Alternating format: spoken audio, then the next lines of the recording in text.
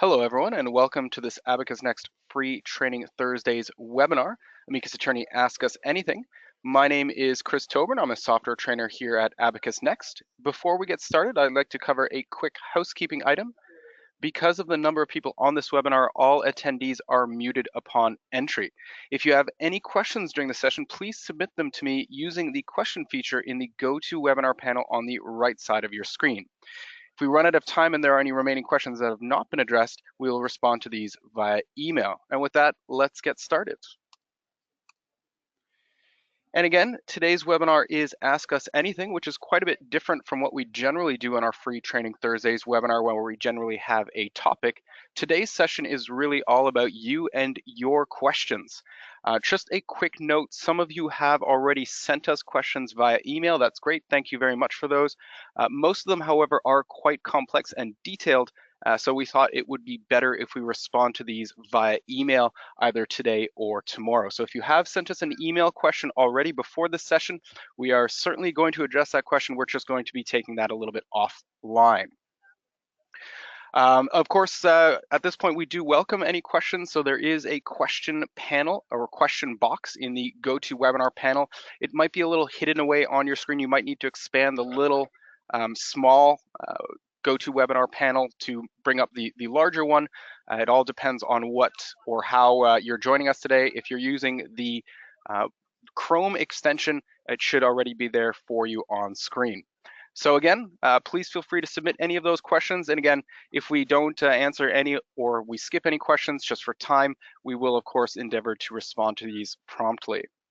And I do see a couple of questions already coming in. Great, so let's jump right in. I'm just gonna go ahead and bring up Amicus Attorney here. And the first question, how do I change my password? And that is a very frequent question that we do get all the time. For those of you that are maybe not aware, your password is your own. And by that we mean even your Amicus administrator does not know your password unless, of course, they were the ones that issued it to you in the first place.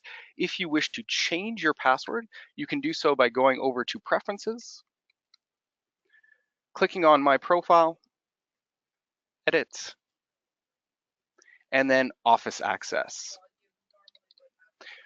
And in Office Access, you can do one of two things. One, you can reset your password, as that's what we're looking to do. So you can go ahead and put in your old password, put in a new password, and then verify that new password. The next time you log in, you will be prompted, of course, for the new password that you have selected. Just a note, and I can't imagine that any of you would have suffered this, if you forget your password, the only person that can reset your password is your Amicus administrator. So you will need to reach out to your Amicus administrator to ask them to reset the password for you. That is by design. It's a security feature in Amicus Attorney, and that way we kind of avoid passwords floating around. Great question.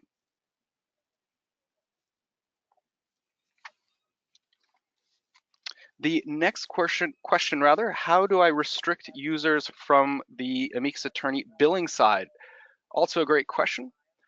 So of course, those of you that are using Amicus billing, and not everyone is, it is a complementing but additional cost add-on to Amicus Attorney. My firm, or our fictional law firm, is using billing, however, so I do have this billing tab. If you do not have the billing tab at the top left-hand corner of your screen, it means one of two things. One, it means that your firm is not currently using Amicus billing, or two, you have been restricted from the billing side by your Amicus administrator. If your firm is using billing and you're still unable to see the billing side, you'll need to speak to your Amicus administrator and ask them to grant you access to the billing side. They would do so simply by going to User Management, and of course, user management is restricted only to Amicus administrators. They would select your name from the user list. And under admin, which again, only administrators have access to, they would be able to grant you either billing user or billing supervisor access. If you do not have either of these, you would have no access, which means that you would be unable to see the billing side of the application. You would effectively be restricted to the attorney side.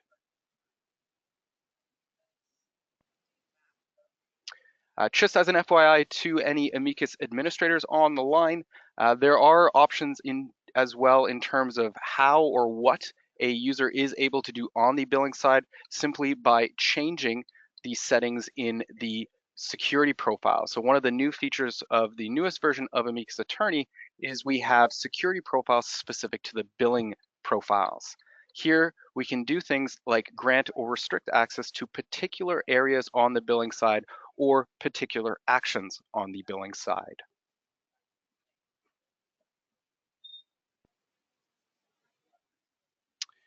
Next question, how do I add multiple people to multiple people groups? Also a great question. Let's go over to the attorney side and we'll go down to our people. Now, for those of you that are maybe not familiar with groups or people groups, they are your primary means of managing your contacts. I'm just going to make groups front and center here.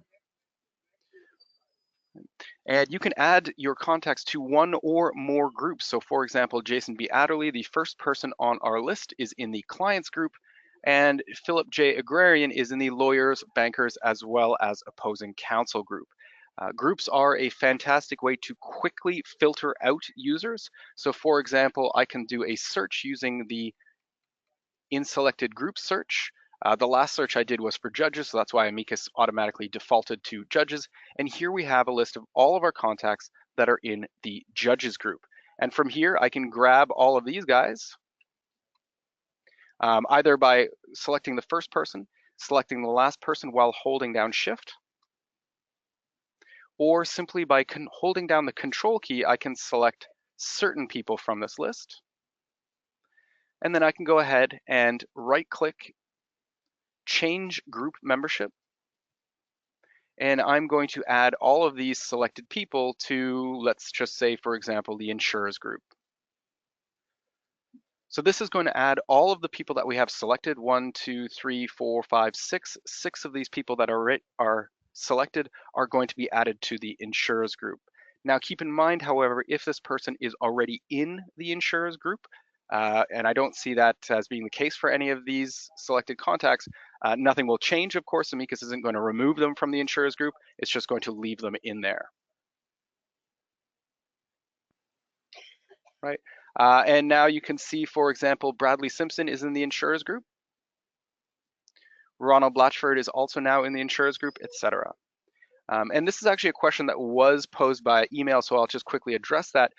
When you want to select multiple people or files, and this does apply for files as well, you can simply, holding down the Control key, select different files. So if I wanted to, for example, on the billing side, if I wanted to bill certain files and only certain files that I know are ready to be billed, I can simply select those, again, holding down the Control key, right click, and then select bill. It's not mass billing, it's just going to select those files that we have selected.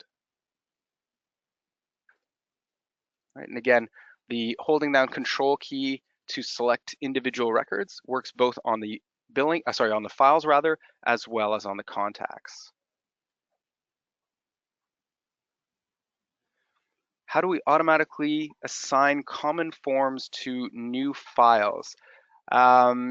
Staten, if you could provide a little bit more information on that, and I'll certainly circle back to your question. When we're just talking about forms, are we talking about document assembly templates, i.e. generating document assembly templates for new files? So if you could just let me know via the chat box, I can certainly circle back to you. But for now, we'll move on to the next question.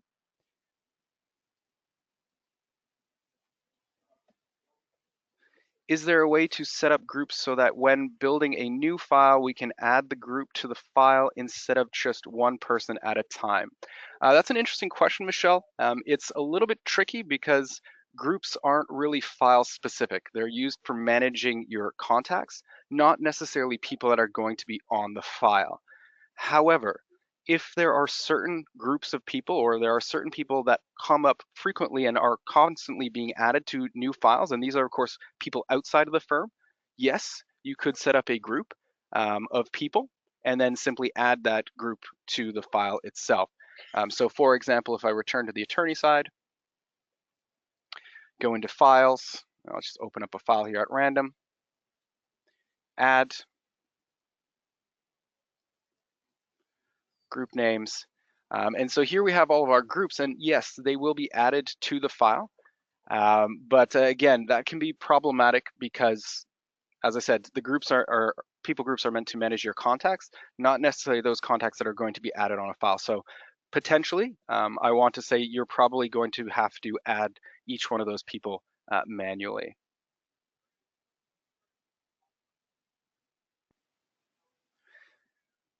All right, next question. How do I edit a document assembly template? Yeah, absolutely, Raj, that's fairly straightforward. For those of you that are maybe not familiar with document assembly templates, they're essentially document templates that you can pull information out of Amicus in and put them into either a Word or WordPerfect document template. Out of the box, Amicus comes with a number of templates, and they're grouped by template groups, as you can see here.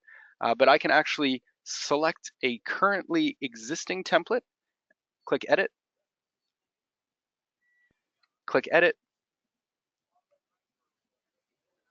and then Word is going to open momentarily on my other screen here. I'm just going to drag it over. Here we are back working in the template that we would have created initially, and then we can go ahead and make any changes to this template. For example, let's say we wanted to change the font for this template. We could simply do that. I'll choose Arial here, save, and then the template is now saved. And the next time we generate this template, it will be in Arial format. And to tag on to that question, Raj, you do not need to be an Amicus administrator to make any changes to document assembly templates. Everyone in your firm, regardless of whether or not they're administrators, will be able to do so.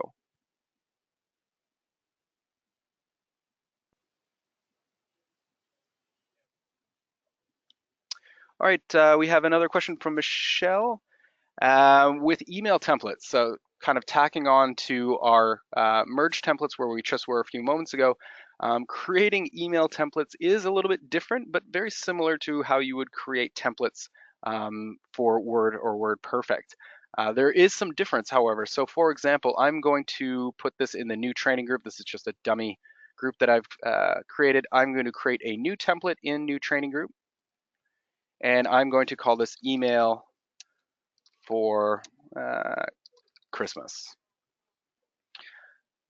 We would uncheck a document and make this an email, and then click Create Template. Now, you are still creating the template in Word, and that's what I think a lot of people struggle with. They wonder why you would be creating an email template in Word. That's just how you do it. The procedures of creating an email template are exactly the same as you would creating a conventional document template. So you would put in your text,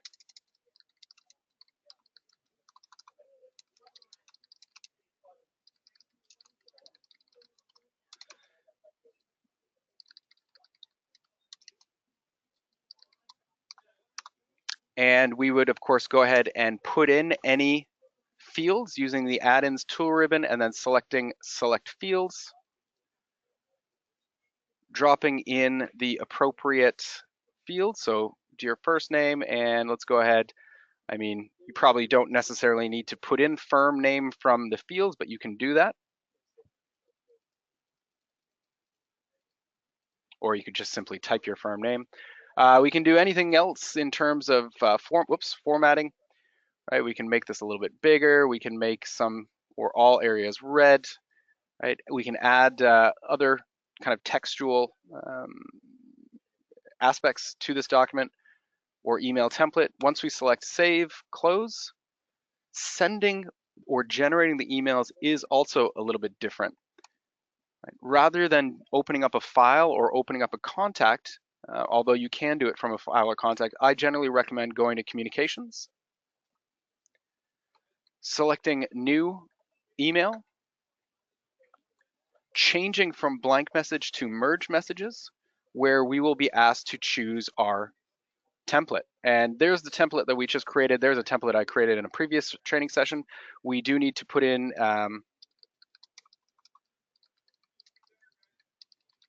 a subject line, and we do of course need to select which people. We can either pick and choose from our contacts, or we can even do things like pick from a particular group. So let's say we wanted to send an email to all the judges. right? The Amicus is going to put in all of those judges with their emails and then open. Some of our judges do not have emails. We're going to say proceed anyway. And then again, people kind of generally get a little tripped up, like, why is Word opening? Word acts as the bridge between Amicus and Outlook. So the email is put into Word, and then all we need to do basically is click when it comes up. I apologize, I'm not sure why Word is not behaving as it should. But essentially, once Word comes up, it'll basically ask me to click mail merge, and then clicking electronic mail will basically send that email off. I'm not going to send those emails off, of course, but we can, for example,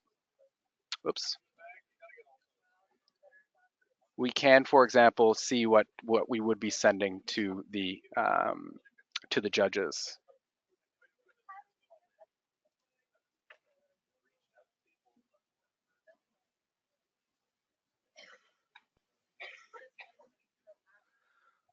Let's see, next question.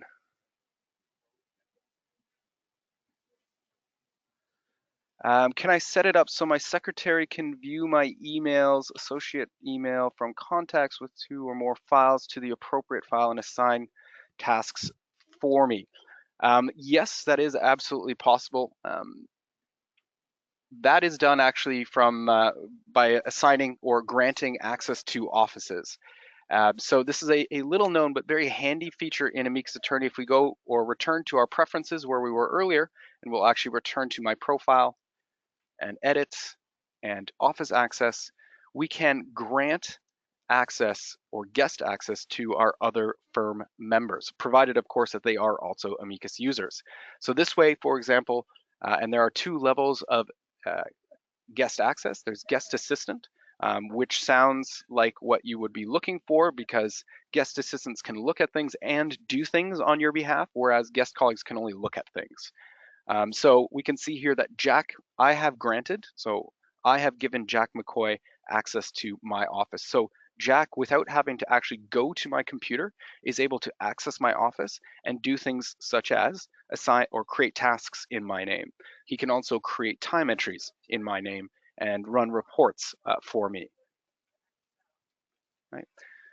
Once you've been given access, so somebody does have to grant you access beforehand, it's simply a matter of going to open another office over here on the left-hand side in your navigation panel, selecting the person. I'm just going to use Perry Mason as an example here. It'll take a few moments. And you'll notice now we are working in Perry Mason's office. So we're no longer working in Bobby Donald's office. We are in Perry Mason's office. Right? And from here, I can't do everything. I can't, for example, change any of Perry Mason's preferences.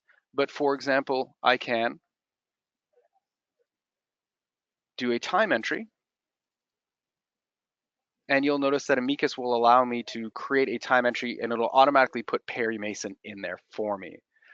There are limitations. Obviously, we don't want somebody to be able to wreak havoc in another person's office.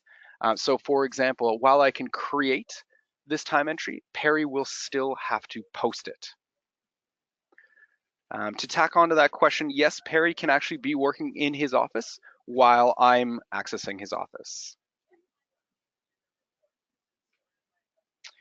Couple of questions relating to billing. Is there a way to batch post payments? Unfortunately, no. You do have to receive payments one after another. Can we access custom pages from the billing side? The billing side has custom pages. These, however, are reserved exclusively for task-based billing. So I'm going to open up a file here. You'll notice, of course, oops, sorry, we're still in Perry's office, and Perry obviously does not have access to the billing side. So I'm going to click return to my office, where I do have access to the billing side.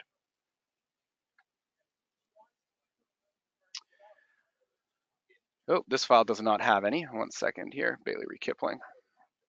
So you'll notice on the attorney side of the Bailey Re Kipling file, we have a number of custom fields and pages that are available.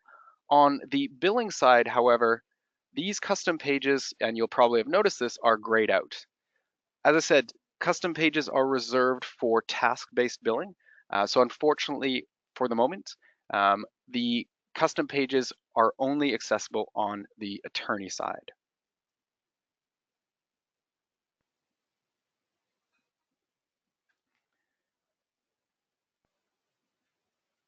All right.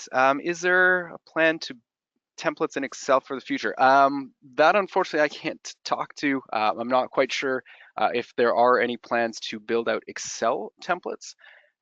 That's unfortunately something I'm not able to comment on. However, if you do wish to submit a suggestion, you can always reach out. The email, of course, is suggestions@abacusnext.com.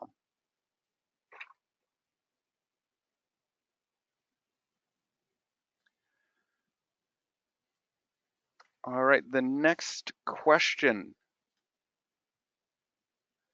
Just bear with me for a moment here. It's a little bit long.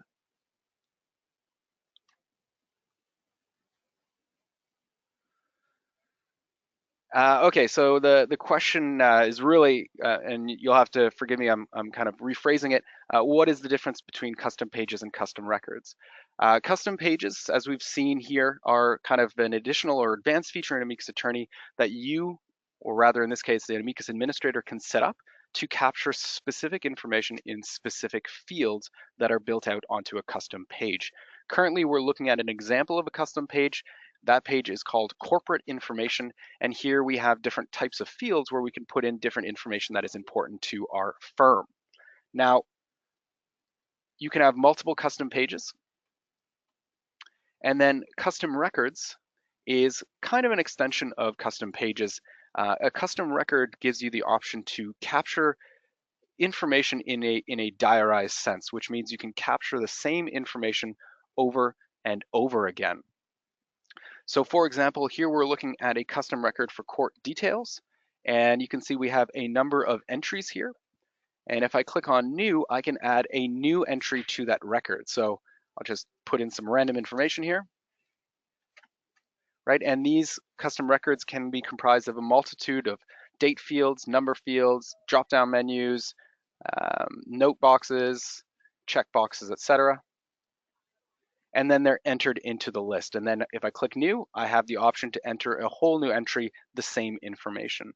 A lot of firms will use custom records for an example like this, court appearances, if they need to capture specific information about their court appearances in, as I said, a kind of diarized or serialized fashion.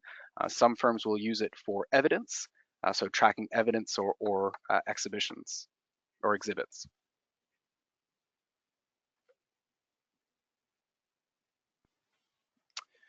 The next question, how do you attach a document saved in Amicus to an email? Excellent question. That really can be done in anywhere where you go to create a new, just close out of here, anywhere you go to create a new email. So you can do file, new email, you can do Control-Shift-A, you can start from your communications module, you can start it from a business card, but in this case, we'll just do it from the communications module. So I'm going to go ahead and create a new email. And in this case, we're going to send the email to our friend Janet Bailey, not really our friend, our client. You'll notice that when I typed in or selected Janet Bailey, Amicus immediately put in Bailey Reed Kipling, and that's because Janet has that file with us. If the client has a file, adding attachments is really quite easy. If you go to attachments, Amicus will zero in on just those documents that you have already attached or saved to that file or matter. So these are all the documents on Janet's file, and I can go ahead and select a couple of these, click OK, click Open, and here is our email. So you can see Amicus has passed information over to Outlook. This is an Outlook, of course. It's put in Janet's email address, put in the file name as, or the subject line as the file or short file name, and here you can see that we have the 3 image documents that were attached to Janet's file already attached as attachments. So I can just go ahead, type in my the body of my email and send it off to Janet.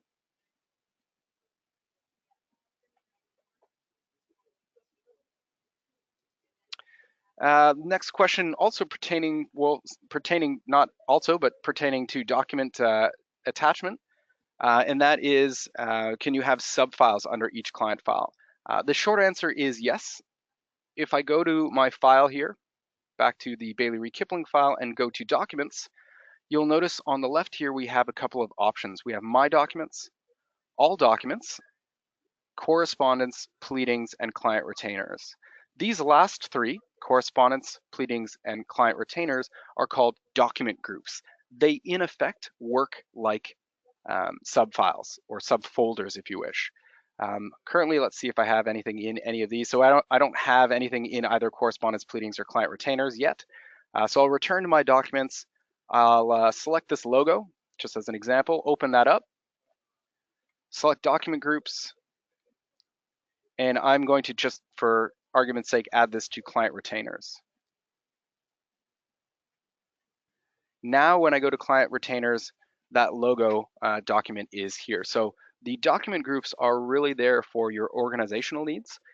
You can basically have a master list in either my documents or all documents of every single document, and then use document groups to further organize that. And I can imagine if you have hundreds of documents on a particular file, you may wish to leverage document groups for that purpose. Just an FYI, you do need to be an Amicus administrator to set up document groups. So I'll just return to firm settings. And under firm settings, under files, we have document groups. And document groups are file specific, which means our union files might have different categories or subfiles or document groups that we wish to use. Corporate has, for example, retainer letters and monthly statements. Litigation has correspondence, pleadings, and client retainers. Right? So you can use these document groups to basically organize that massive list, potentially, of documents that you have going on a file.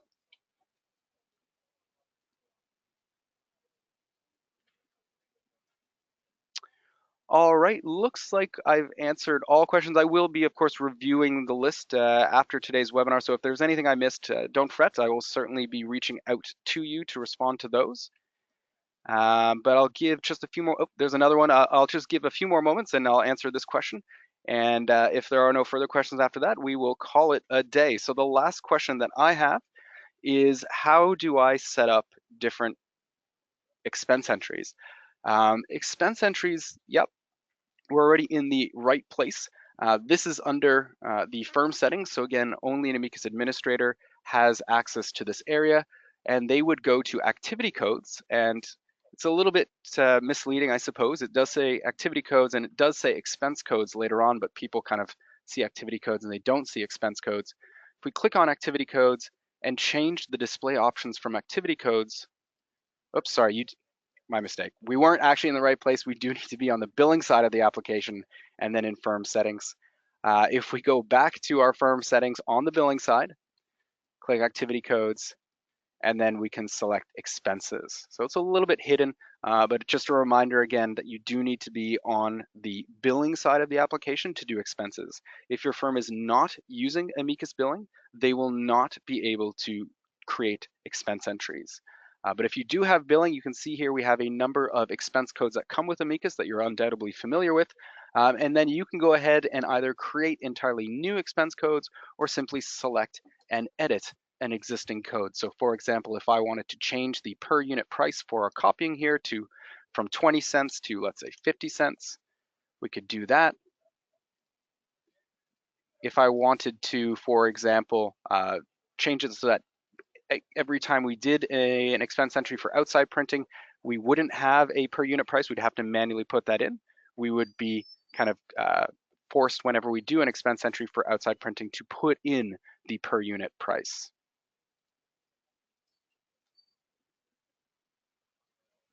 Okay, so on that combine on bills, that's also a good question. Whoops, sorry, let's go back to our expenses. And this is primarily used in copying or photocopying, actually.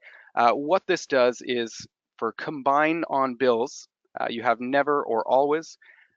Let's say I do 20 photocopies one day, and then I do 20 photocopies the next day, and then I do 30 photocopies a couple of days after that, and I do a an expense entry for each of those different runs of photocopies, rather than having 3 line items on a bill, they will be combined into one. So Amicus will basically just aggregate all of those photocopies into one line entry. So it'll be the total of all photocopies for that particular bill. So basically just cleans up the bill rather than having multiple photocopies or long distance phone calls. It'll just aggregate that into one line item on the bill.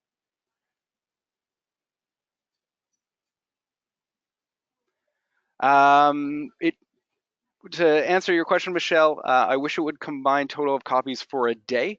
I mean, if you did one expense entry on at the end of the day for all the photocopies, then you would be good to go. But unfortunately, yeah, Amicus Attorney won't really do that for you. It doesn't know how many copies you make. So you would have to just do one expense entry at the end of the day for all of the copies that you made for that particular client. All right, so we actually just came up to the half hour, so we're going to have to call it a day. Before you go, however, I just want to remind everyone that Abacus Maximus is coming up.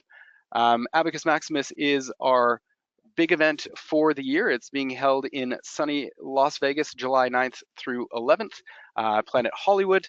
And here we have 2 full days of Abacus Next product demonstrations, featured speakers, training breakouts, exhibitor halls, and the like. So we certainly do recommend having a quick peek. The website for that is abacusmaximus.com, and there you can find information on our, as I said, big event for this summer, and we certainly do hope to see you there.